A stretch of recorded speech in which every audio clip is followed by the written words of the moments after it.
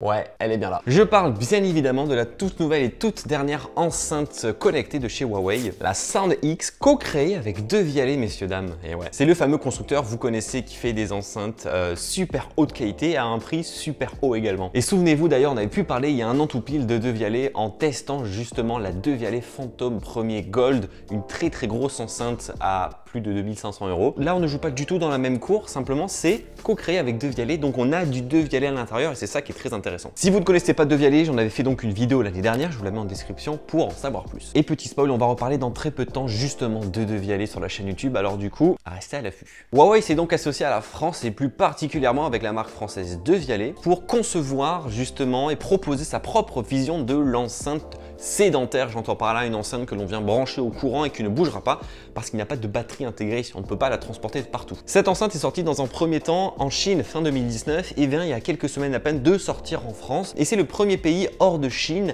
dans lequel cette enceinte est disponible. Donc cocorico la France, merci Devialet. Et comme Huawei me connaît musicien et mélomane, ils se sont dit qu'ils allaient me l'envoyer pour pouvoir vous en parler, parce qu'il n'y a pas un jour sans lequel je ne fais pas de la musique, un jour sans lequel je n'écoute pas de la musique, donc ce style de produit tombe totalement à pic. Et en plus ça fait longtemps qu'on n'avait pas parlé d'enceinte Bluetooth et connectée sur la chaîne YouTube, ce temps est maintenant donc révolu. La Sound X se présente donc en fait dans une sorte de cylindre au bord arrondi, en coloris noir uniquement, mais avec deux coloris. On va voir le noir un peu glossy, piano black juste au-dessus, qui est très réfléchissant et on se voit donc à l'intérieur. Et une deuxième partie qui est à la base du produit, qui est en tissu mèche pour le coup, qui est très jolie, mais qui fait également penser à une autre enceinte du même style, dont on taira le nom. Et je pense que vous voyez de quoi je parle. À voir dans le temps du coup comment ça va évoluer, parce que ça prend pas mal les traces de doigts et la poussière vient s'accumuler dessus. Mais heureusement qu'un petit tissu est vendu dans la boîte pour pouvoir enlever tout ça. On va retrouver donc un élément de design bien connu des aficionados de Devialet, ce sont ces fameux subwoofers de part et d'autre qui viennent directement bouger pour extraire et pousser les graves et les basses tout simplement en dehors de l'enceinte. Elles sont situées de part et d'autre avec cette fameuse technologie push-push qui en fait, comme elles sont dos à dos, elles vont directement venir annuler les vibrations à l'intérieur du produit. Parce que souvent dès lors que le volume d'une enceinte est poussé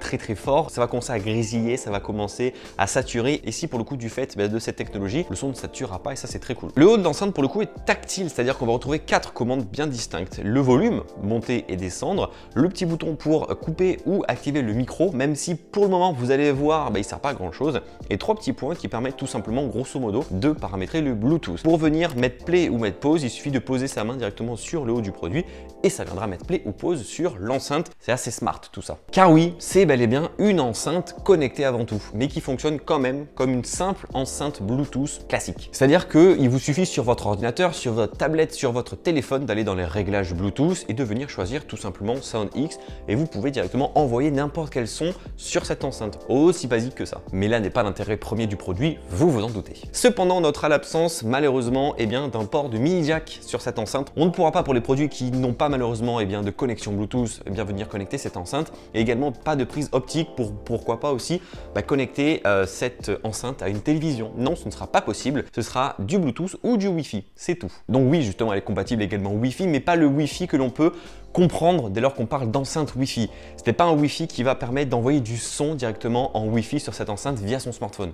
Non. Car en soi, aucun service de streaming musicaux n'est compatible avec directement cette enceinte nativement dans les applications. En réalité, elle est UPnP, c'est-à-dire que pour dégrossir un peu tout ça, on va pouvoir télécharger sur iOS ou sur Android des applications tierces qui vont pouvoir, par exemple, gérer un NAS et envoyer depuis ce NAS de la musique en Wi-Fi sur cette enceinte, mais c'est un peu particulier et c'est vraiment pas fait pour le commun des mortels. Donc on soit vraiment pour monsieur et madame tout le monde dont je peux faire partie, le Bluetooth fera largement l'affaire. Mais sachez cependant que la connexion par Wi-Fi pour diffuser de la musique arrivera en septembre avec une mise à jour, une grosse mise à jour dont on parlera juste après. Et enfin, cette Sound X est compatible NFC via un tout petit logo qui est situé juste au-dessus en façade avant du produit, qui nous permettra directement de pouvoir tapoter son smartphone juste devant et directement on pourra envoyer du contenu multimédia sur ce produit et même l'appareiller. Donc vous l'aurez compris, pas d'iOS pour le coup. Et comme c'est une enceinte connectée, bien entendu, il y a une application disponible sur Android, que ce soit sur le Play Store ou sur App Gallery justement, qui s'appelle AI Live, qui va nous permettre de pouvoir gérer quelques petites choses mais minimes. On va pouvoir gérer par exemple les appareils connectés dessus, comme pourquoi pas interdire la connexion d'autres appareils si tu veux être le seul DJ de la soirée. connecté à cette enceinte, tu pourras interdire les personnes d'approcher leur téléphone de la zone NFC et donc de prendre le contrôle sur l'enceinte. Tu pourras être le seul DJ ce soir, ça c'est cool. C'est également depuis l'application qu'on pourra mettre à jour l'enceinte et ça c'est très intéressant, vous allez le voir juste après. Ou encore depuis l'application où on va pouvoir avoir un mini égaliseur de son. Pourquoi je dis mini? Parce qu'on peut pas faire grand chose, mais ce n'est pas dû au manque de possibilités, c'est simplement dû au fait que Devialet refuse qu'on touche au son que l'ingénierie Devialet propose, parce que pour Devialet, le son qu'il propose n'a pas à être modifié. Donc en soi, il n'y a pas beaucoup d'actions possibles dans cette application, mais il y a le strict minimum et ça peut suffire en soi. Et donc pour tous ceux qui ne le sauraient pas, Devialet, célèbre marque française d'ingénierie musicale acoustique, est très connue donc pour des enceintes, comme je l'ai dit, les Devialet Phantom à plus de 2500-2800 € même, qui sont des enceintes avec une ingénierie tellement ouf en fait que le son est d'une pureté inégalée. Et juste pour comparatif, ici le produit coûte 299 €, là où une enceinte Devialet coûte 2500 €. Il y a vraiment un gap de prix, ton portefeuille en sera ravi pour le coup. Et comment Huawei a réussi à proposer un produit à ce prix-là en embarquant des technologies de Devialet? Je vous pose la question. Eh bien justement, Devialet n'a pas embarqué toutes les technologies qu'ils embarquent de base dans les enceintes Phantom. En soi, ça se comprend totalement. Il y en a juste deux, grosso modo, qui sont intégrées. Car en même temps, ça a été un gros travail pour Devialet de réussir à intégrer ces technologies tout en respectant un cahier des charges bien complet de la part de chez Huawei. Car l'enceinte ne devait pas dépasser une certaine taille, un certain poids, un certain encombrement.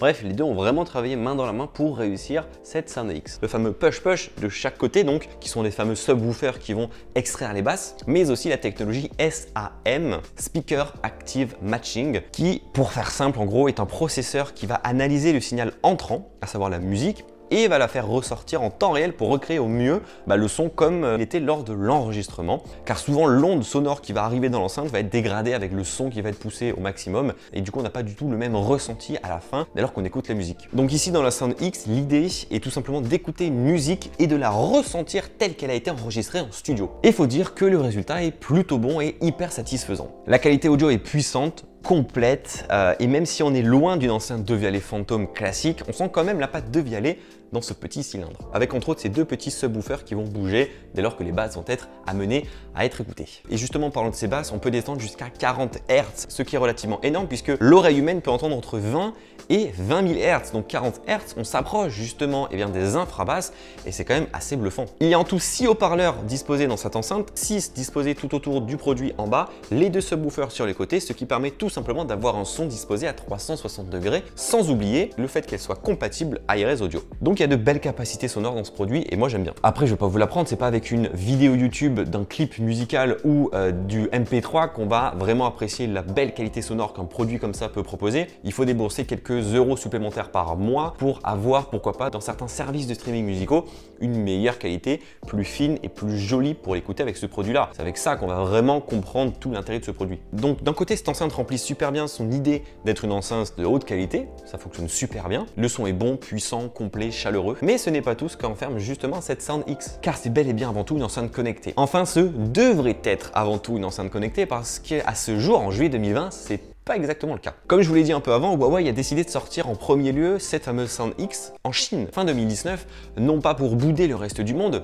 simplement parce que l'intelligence artificielle qui est proposée à l'intérieur est uniquement compatible et parle chinois. Elle ne parle pas anglais, français, espagnol, italien. Donc il a fallu pour Huawei travailler dur pendant plus de 8 mois pour justement transformer son intelligence artificielle et la faire parler une autre langue. Et cette autre langue, on a de la chance, c'est le français justement. Alors même si aujourd'hui le P40 de Huawei embarque cette intelligence artificielle et parle super bien le français, n'est pas encore disponible dans ce petit produit pour le moment. Ce sera disponible à la rentrée 2020 dans quelques semaines. Donc en Chine, cette intelligence artificielle s'appelle, peut-être que je le dis mal, Xiaoxi. Et en France, ça ne s'appellera pas comme ça va s'appeler Celia. C'est aujourd'hui par exemple disponible dans les P40 et ce le sera donc à la rentrée 2020 dans la Sound X de chez Huawei via une mise à jour qu'on pourra faire directement via son téléphone. Donc pour le moment, en juillet 2020, cette enceinte n'est pas une enceinte connectée, mais simplement une enceinte Bluetooth. Donc le petit logo micro qui est dessiné juste au-dessus ne sert pas à grand chose parce qu'on ne peut pas parler à cette enceinte, on ne peut pas lui poser toutes les questions que l'on souhaiterait lui poser. D'ailleurs, je précise quand même pour ceux qui pourraient poser la question, on ne pourra pas mettre Google Assistant, Amazon Alexa, Siri à l'intérieur parce que Huawei est un constructeur, est une marque à proprement parler qui a sa propre intelligence artificielle.